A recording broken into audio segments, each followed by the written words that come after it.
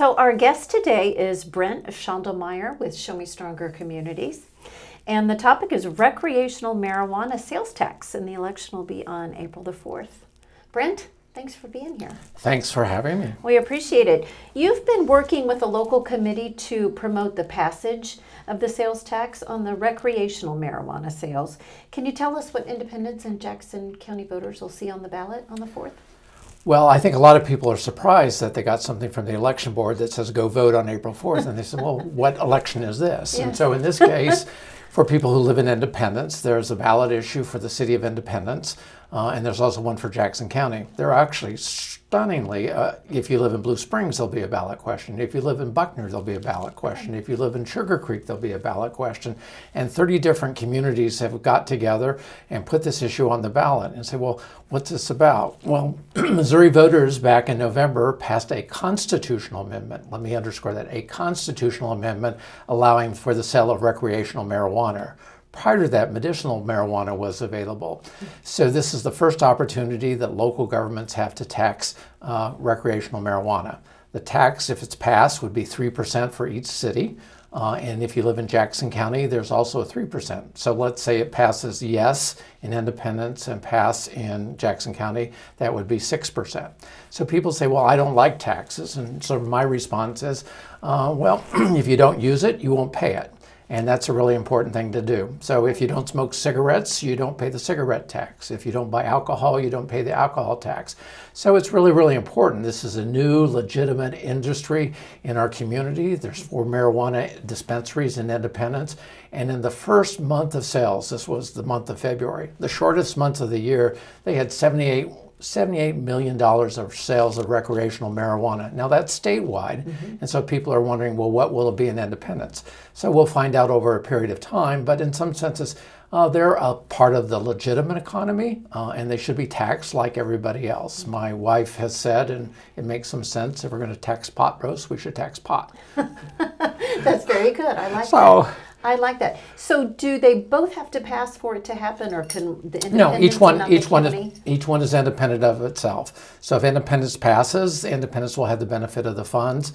If Jackson County passes, then Jackson County would have the benefit of the funds. So voters can go in there, and you don't want them to be confused. And thanks for sharing this information, because they say, well, there's 2 marijuana questions. Well, there are 2 different questions for 2 different jurisdictions. So you have the opportunity of not voting at all. We want to encourage people to vote. You have the opportunity to go and vote, and we hope that they will. You have the opportunity of voting yes, yes. You have the opportunity of voting no, no. You have the opportunity of voting no, yes. And you have the opportunity of, I think, yes, no. So anyway, but our campaign is really about yes, yes.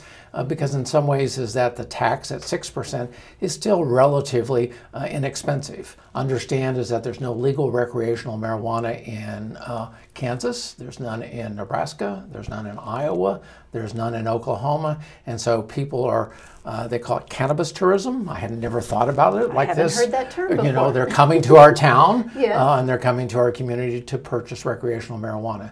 So understand is that this tax rate is actually fixed in the Constitution amendment. So it's not going to be, well, first we're going to start at 3%, and then it's going to get 4%, and then it's going to get 6%. It would take a constitutional amendment to change the tax rate. That's a really good point. So that would be, so Blue Springs, Lee Summit, any other local communities would also still pay 3%. Is that if correct? They pass it, if the voters pass it. I'm just going to run through the list of Blue Springs. They have 2 dispensaries: Buckner, Green Valley, Grandview, Greenwood, Independence, Jackson County, Kansas City, Lake Lotawana, Lee Summit, Lone Jack, Raytown, River Bend, Sugar Creek, Excelsior Springs, Gladstone, Kearney, Lawson, Liberty, Pleasant Valley, Smithville, Northmore, Riverside, Weston, Archie, Belton, Cass County, Cleveland, not Ohio, Cleveland, Missouri, Harrisonville, Lake Winnebago, Peculiar, and Raymore. So I suspect none of us have actually been to all these towns, but all of them want to put this on the ballot. And that's sort of important because in some senses it creates a common sense level playing field, and one hopes that all these communities will pass it. And it's interesting because I have heard pros and cons. Some folks did not want it to come. Some people did want to have the sales available. But it's a great way of what does it make when if you've got lemons, make lemonade. It's a great way. And as you pointed out, if you don't use it, you're not paying it. But what a great way to capture those and really do some positive things with it. So what are city leaders kind of looking at considering? Independents, in this case, decided to dedicate it to public safety with the idea that it might provide some seed funding to get started on the construction of a new public safety center. So, yes. So one should understand is that we have a deplorable police station. It's in vast disrepair. It is ill-advised to continue to make investments in that, and so in some ways this gets it started on that. Also understand is that if we approve this, this is an ongoing, perpetual source of revenue for the city, much in the same way is that the internet sales tax, the use tax, when it passed, it was called Proposition P for pets and police. So every time I see an Amazon truck pull up to my house or somebody in the street, I say, oh my gosh, more sales tax for the city.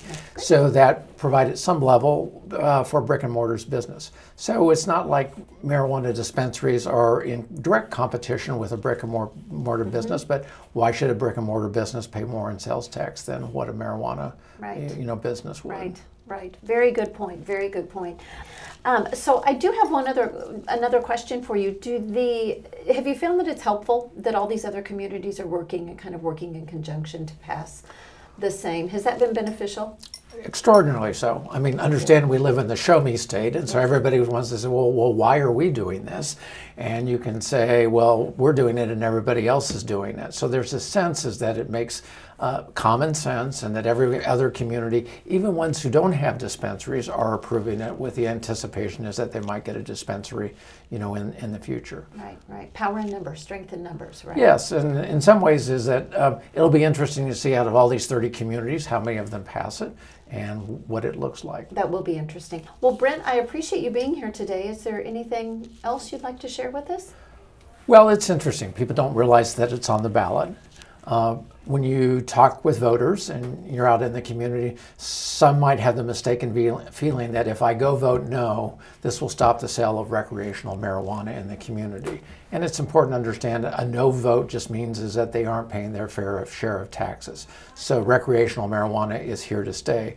Also, some people use marijuana for medicinal purposes. It's important to understand that tax is not being increased. This is a tax only on recreational marijuana. Okay, very good, very good. Is there any place folks can go to find additional information? There's a website. It's taxweedindepmo.org, okay. indep.org, okay. And more information is there about this issue and what other communities are doing. That's great. That's great. Well, we appreciate you being here today.